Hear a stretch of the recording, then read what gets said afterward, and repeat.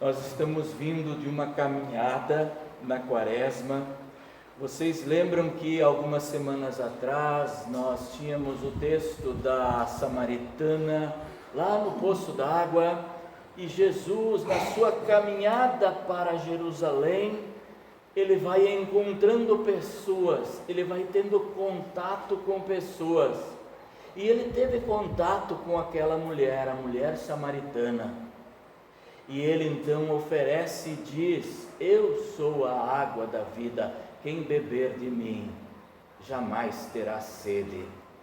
Nós vimos logo depois, na sua caminhada, Jesus se encontra com um homem cego que pedia esmolas, e nesse encontro Jesus faz com saliva um pouco de barro, e esse barro ele passa essa lama nos olhos daquele cego, e o cego passa a ver.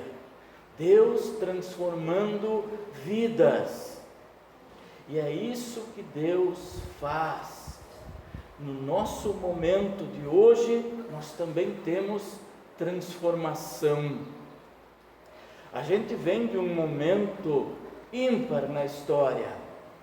Nós somos assim pessoas privilegiadas de certa forma, por nós termos vivido os anos de 2020, 2021 e um bom tanto de 2022. Muito pouco na história da humanidade pessoas passaram por isso. E vocês lembram o Covid, vocês lembram o fique em casa, vocês lembram o use máscara, vocês lembram o tome vacina. Ah, mas qual é a idade que pode tomar vacina? Olha, nessa semana, nesse dia, nesses 2 dias, é tal idade. Todos desesperados atrás da vacina, todos preocupados por causa da morte. Covid tinha cheiro de morte, e as pessoas se preocupavam bastante com a morte. Ansiedade, home office, pessoas trabalhando em casa, usando máscara. A comunhão entre irmãos acabou de certa forma naquele período. Agora o engraçado é, as pessoas por causa do Covid tinham muito medo da morte, mas Covid não mata. Pastor, mas 700 mil pessoas até agora já morreram. Mas eu afirmo, o Covid não mata. O que mata é o pecado. Este mata. E vocês viram que as pessoas durante 2 anos e meio se preocuparam muito com o Covid. Fizeram e gastaram muito, investiram muito para salvar-se do Covid. Mas o que é que fizeram para salvar-se da morte eterna, cuja principal causa é o pecado? Nós temos alguém aqui preocupadíssimo com a morte eterna. Notem que Jesus, no início do texto, no início do capítulo, Jesus está longe. Ele tem 3 amigos brilhantes ali em Betânia: Maria, Marta e Lázaro. Lázaro, sim, aquele Lázaro, o pobre Lázaro, que jazia lá na casa do rico, pedir alguma coisa para comer, se alimentar-se de migalhas. Era grande amigo de Jesus. Jesus era amigo dos pobres. Ele gostava muito dos pobres. Ele era muito observador dos ricos, mas ele observava muito os pobres e a sua pureza. Jesus estando longe e Lázaro doente, Jesus ficou sabendo que Lázaro estava doente, mas Jesus ainda permanece 2 dias longe e distante, e Lázaro morreu. Lázaro morreu. Como foi dura a vida de quem morreu de Covid, vocês lembram?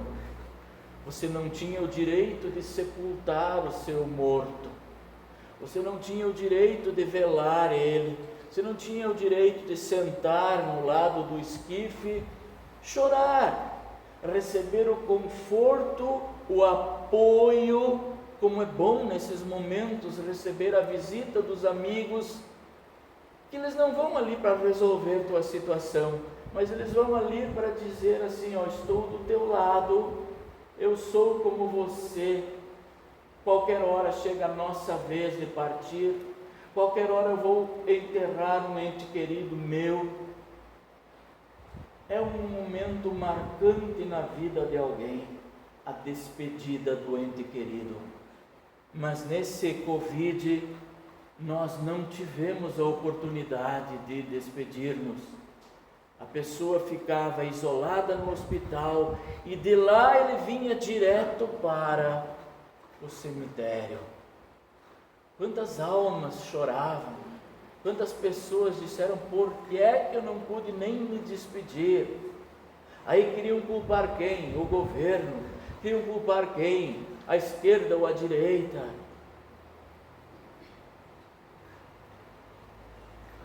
Aqui nós estamos diante de uma Maria. O irmão dela já tinha falecido, fazia 4 dias.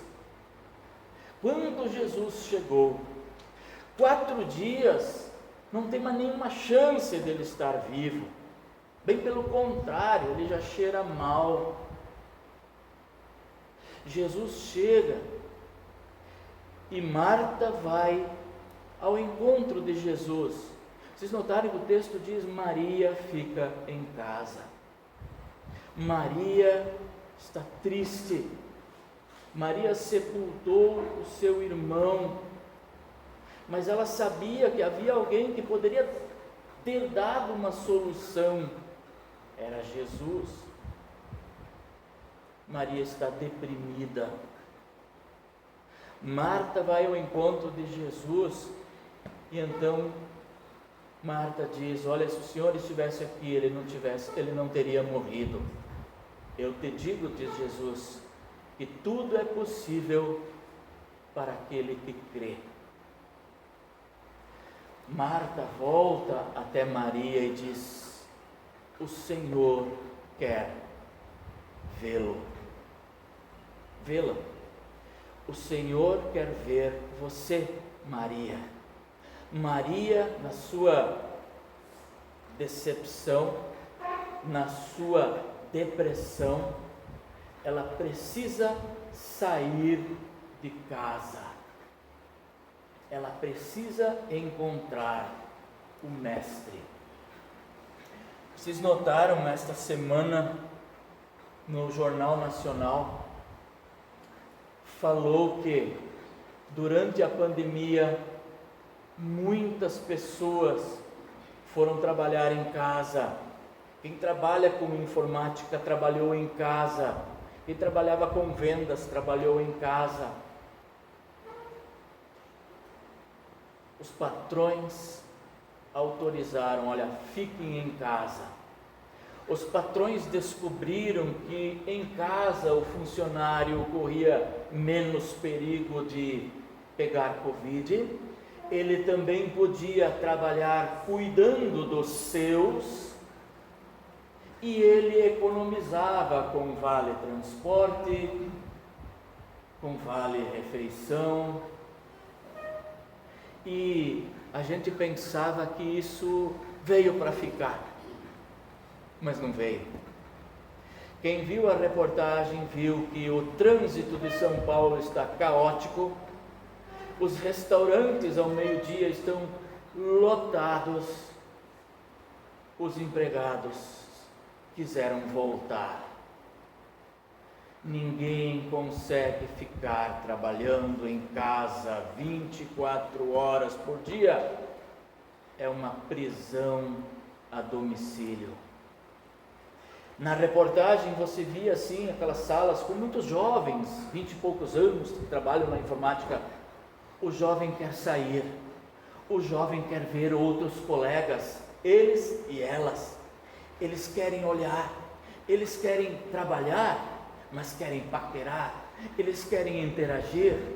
No sábado à tardinha eles querem sair do trabalho e ir para o bar, jogar conversa fora, interagir, viver.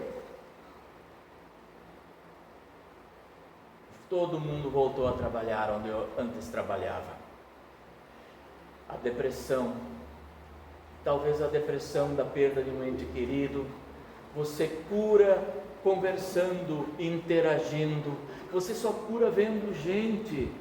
E é isso que Jesus diz para Marta: olha, diga para Maria que eu quero vê-la, eu quero conversar com ela. Mas Jesus vai ali onde estava Lázaro, 4 dias sepultado, já cheirava mal, disse Marta. Mas Jesus diz: tirem a pedra. E esse tirar a pedra, ele é muito significativo para nós. O significado desta passagem, claro que tem o significado ali de Jesus que ressuscita Lázaro, alguém que estava morto. Mas ele tem o significado que aquele povo de Israel também estava sob um domínio romano, e era um povo que estava aprisionado, era um povo que estava em casa, era um povo que estava deprimido, era um povo que não via mais esperanças, e de repente surge alguém e diz: tire a pedra. Lázaro, povo de Israel, saia para fora. E o Lázaro enfaixado representa o povo enfaixado, deprimido. Às vezes a gente está muito preocupado com tantas coisas, com o futuro, com contas a pagar, com os nossos filhos, nossas filhas. Eles nos dão preocupações às vezes, e é normal preocupar-se com os filhos, eles são o nosso maior tesouro. Mas Jesus diz: olha, saia para fora, volte para a vida, volte a viver, volte a encontrar-se no seu trabalho, volte para os seus irmãos da igreja. Nós somos esse povo de Israel, nós somos esse Lázaro. Lázaro é um personagem tão interessante que criou-se um adjetivo, um nome. Lázaro tornou-se um adjetivo, né? Eu tenho um amigo de Face, de grupo de moto, que ele chama as pessoas: ô Lazarento, você está aí? Então o Lazarento é aquele que está morto, está enfaixado, que é um mendigo, que não reagiu. Mas no poder de Deus, este Lázaro aqui não é um lazarento, ele sai para fora, ele foi desenfaixado e foi restabelecido para a sua família. O Lázaro que há 4 dias atrás perdeu a sua vida, seu coração parou de bater. E eu quero contar uma história de um bilionário que nas redes sociais ele digitou assim: eu vou dar 100 milhões de reais para quem atender o meu pedido. Só um pedido, ele precisa fazer aquilo que eu pedir. Por favor, venham até a minha casa na rua tal, número tal, que eu vou escolher uma pessoa. No outro dia, havia uma fila de 5 quilômetros, 100 milhões de reais, era um bilionário. Ele acorda cedo e vê aquela fila interminável, 5 quilômetros de fila, querendo ganhar 100 milhões de reais. Mas havia o primeiro da fila, ele já tinha chegado de noite, cansado de esperar e contente, pensou: sou o primeiro. O bilionário diz: deixe ele entrar. Sentado numa escrivaninha, numa cadeira confortável, Todo impaciente estava aquele primeiro candidato aos 100 milhões.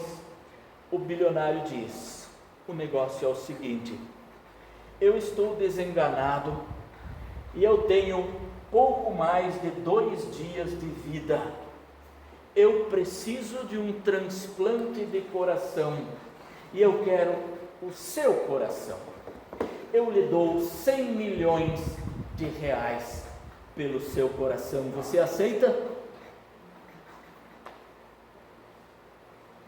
Ele não aceitou por dinheiro nenhum 100 milhões de dólares. Ok, mas a fila tem 5 quilômetros, pode ir. Chamou o segundo também não aceitou. E assim, um por um. Depois de muitos, ele desistiu e já mandou a fila embora, porque ele ia perder o seu tempo. Ninguém quis doar o seu coração por 100 milhões de reais. Portanto, nós temos dentro do nosso peito, algo que vale muito mais do que 100 milhões. O nosso coração batendo, o meu e o de vocês, vale mais de 100 milhões. O Lázaro teve o seu coração parado. A sua maior riqueza era a sua vida. E Jesus restituiu novamente a sua vida, a sua riqueza. Nós não podemos estar tristes, deprimidos, desamparados, porque esse mesmo Jesus que restituiu a vida de Lázaro, Ele vai restituir a nossa vida. O dia em que nosso coração bater, nós teremos sim vida eterna, vida plena, corpo maravilhoso, corpo glorioso junto dele lá no céu. Por isso nós cremos, é nessa verdade que nós cremos, e é por isso que ele morreu. Ele é a primícia dos que dormem. Somente ele tem o poder de no último dia dizer: levantem-se e todos sairão do seu túmulo, e o seu maior tesouro vai bater novamente, e todos nós estaremos com ele lá nas alturas celestiais para ouvir aquela notícia: vinde comigo, benditos do meu Pai, entrem pela posse do reino que foi preparada para vocês desde a fundação do mundo, porque eu tive fome e me deram de comer, tive sede e me deram de beber, estava preso e me visitaram. Mas quando, Senhor, nós fizemos tudo isso? Quando vocês fizeram para os necessitados, para os outros, para os seus familiares também vale. Tratar bem familiar é boa obra. Fazei o bem, principalmente aos da família da fé. Você pode botar da família entre parênteses, a nossa família querida e a nossa família da fé. O lugar glorioso que Jesus nos espera é no céu, preparado para todos nós. Notem que a fé, ela vem provada pelas obras. A fé tem que ser provada. E a gente prova a nossa fé amando, cuidando bem dos nossos familiares, do nosso próximo, ofertando. Oferta é prova de fé. Que Deus então olhe para nós com a compaixão que Ele olhou para com Lázaro e nos dê a graça da vida eterna. Amém.